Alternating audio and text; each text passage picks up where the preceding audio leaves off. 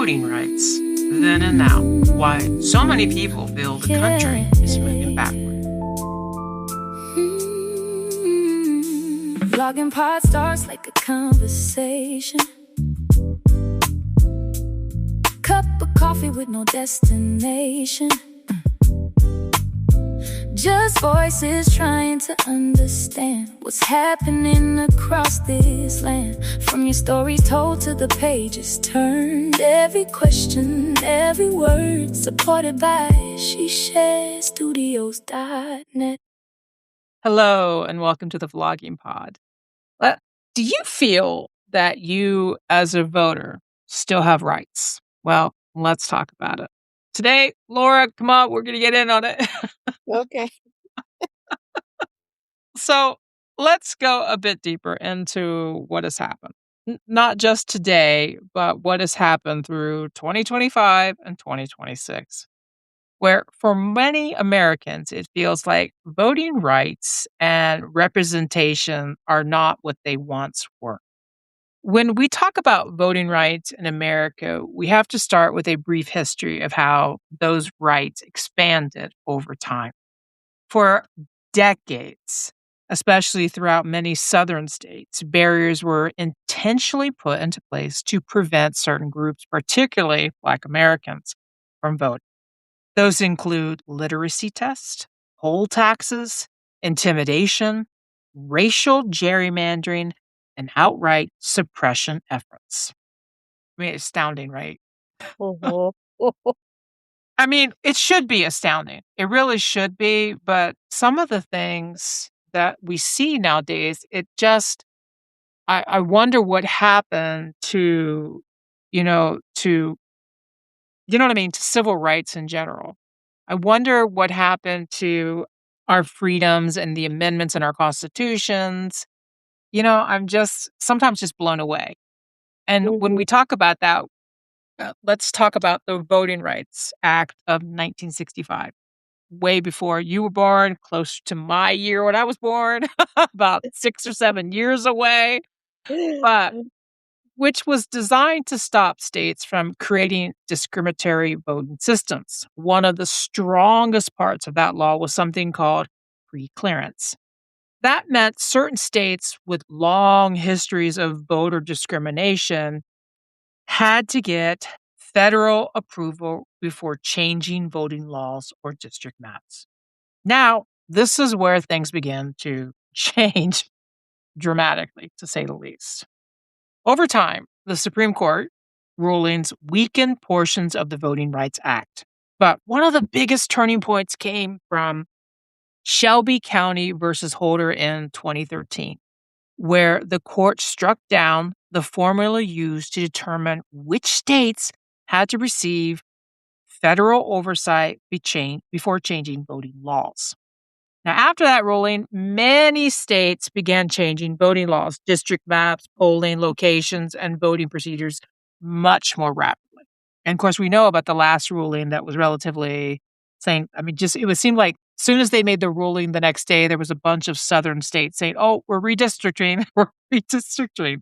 Yes. And in normal circumstances, the Supreme Court would have halted, especially because I believe one of the states, don't quote me if I'm wrong here, but I think it might have been Louisiana. Am I wrong about that?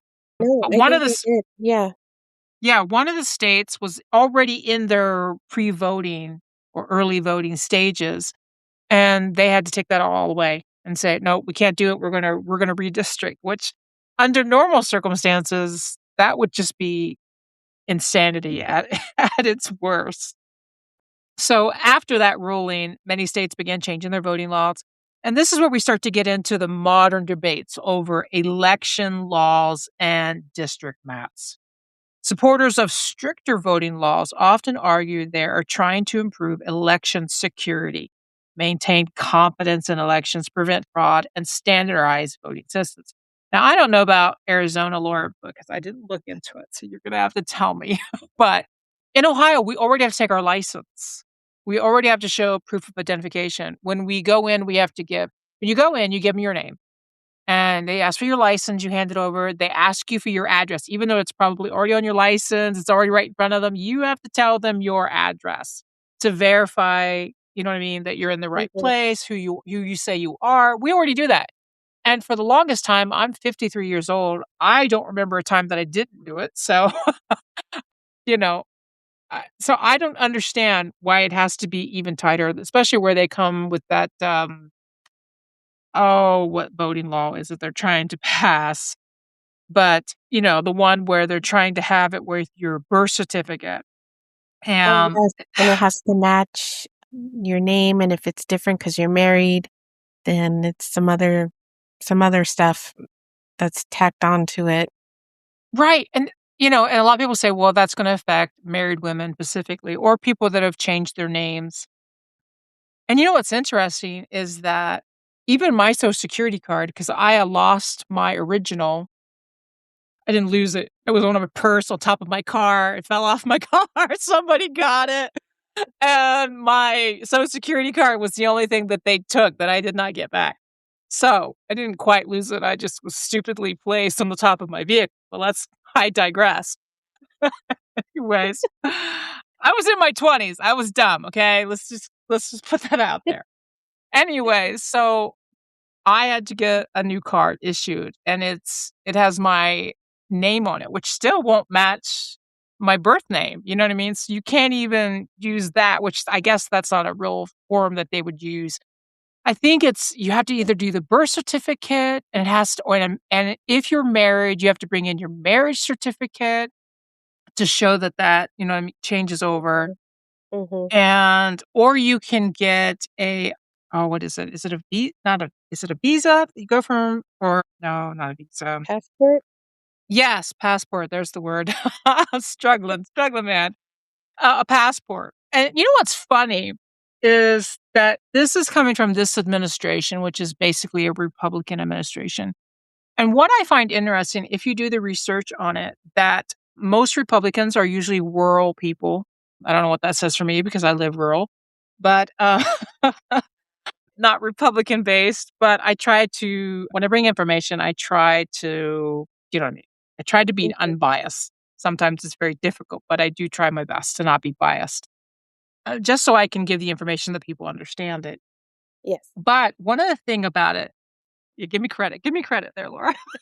I will give you all um, the credit. right?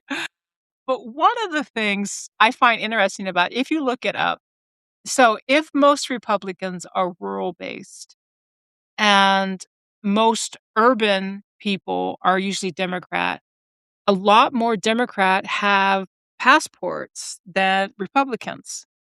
So I don't know how that's going to help them as far as numbers. Now, again, women specifically, unless a woman has a passport, then Mhm. she's okay.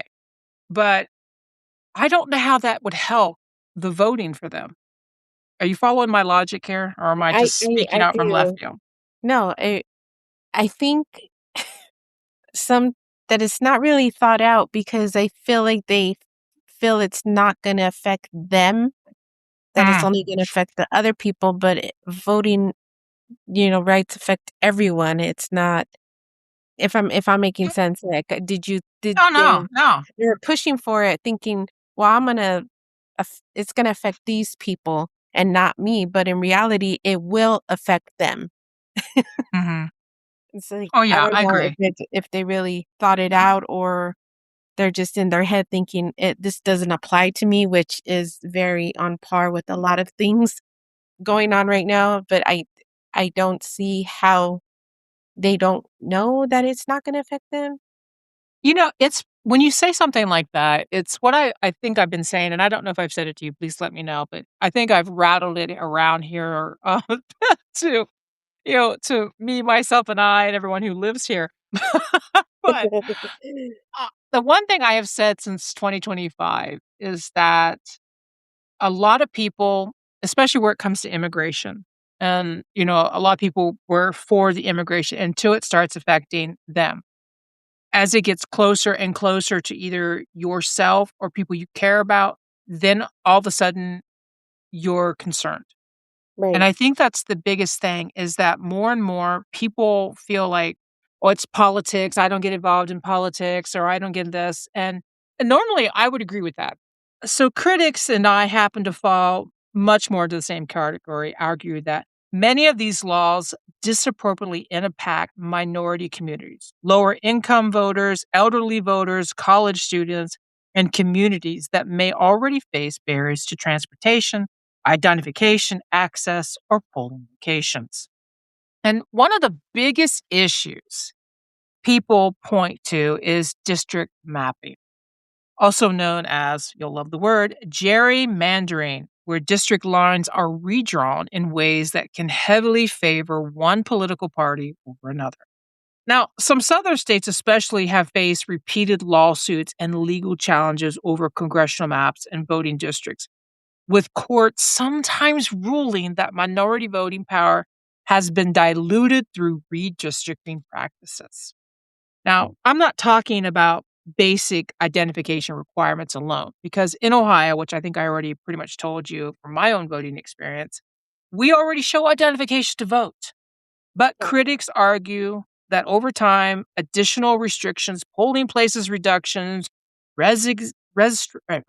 tongue-tied registration purges, shortened voted windows, and district manipulation collectively create what they believe amounts to voter suppression. Now, so you didn't tell me. Did you tell me, Laura, about how you guys show identification in Arizona to vote? Yes, we do. We we go to our polling place because they tell you which one you're supposed to go to, and you go Mhm. up there and they do ask for your ID and verify your address, and then you're so you already show that's identification because they ask for it before they even give you the thing to vote.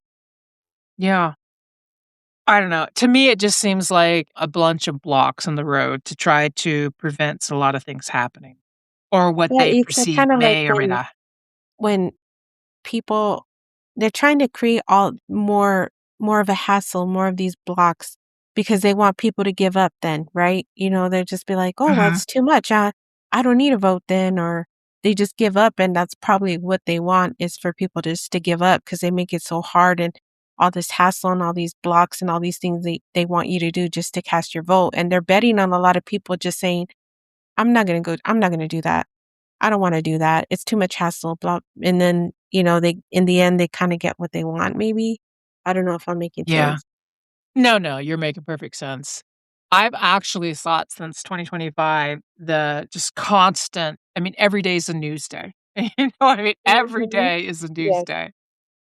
Uh, just some of the things that come out is just you're never reaching too hard for a podcast with the content that's being out.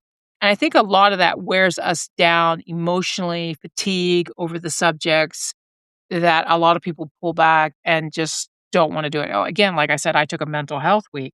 So, you know, with conflicts and interests, and you just never know where to land. You know what I mean? Just Mhm. literally to, like, you think, "Okay, this is okay," or "That person's okay," and then you get the rug pulled out and you're like, "Oh, well, crap." You know what I mean? Like, Yes. like some of my favorite program and the networks that it's on without going on a whole long list of that, and I'm like, "Well, crap, but I like that show, dang it!" Yes. I know exactly what you mean. Oh, and then, "I can no longer buy this, I can no longer shop there, what?" So, anyways, this is where trust in the system has fractured so heavily for many Americans.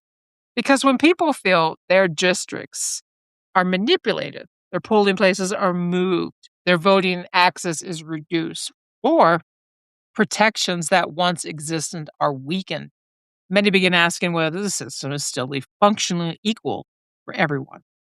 Now, Laura will probably interject here because this conversation doesn't just affect Ohio. Arizona has also seen major legal battles and public controversy involving voting access, election administration, district maps, and accusations from both sides surrounding how elections are handled. Across the country, lawsuits continue over district maps, voting procedures, ballot access, and federal oversight. Courts have sometimes sided with challenges arguing minority voting rights were weakened, while in other cases, courts held the authority of the states to manage their own election systems. So tonight, since we're getting right there along our timeline, the real question Laura and I are asking is, are Americans losing faith in voting rights because protections have generally weakened or because the trust in institutions themselves has broken down so deeply? Today's sources come from Voting Rights Act Overview, U.S. Department of Justice, Shelby County versus Holder, Ohio Supreme Court Summary, Brennan Center Voting Rights and Redistricting, NAACP Legal Defense Fund Voting Rights, Arizona Voting and Election Information, Ohio Secretary and State Election Information. Thank you for listening. Until next time, bye bye for now.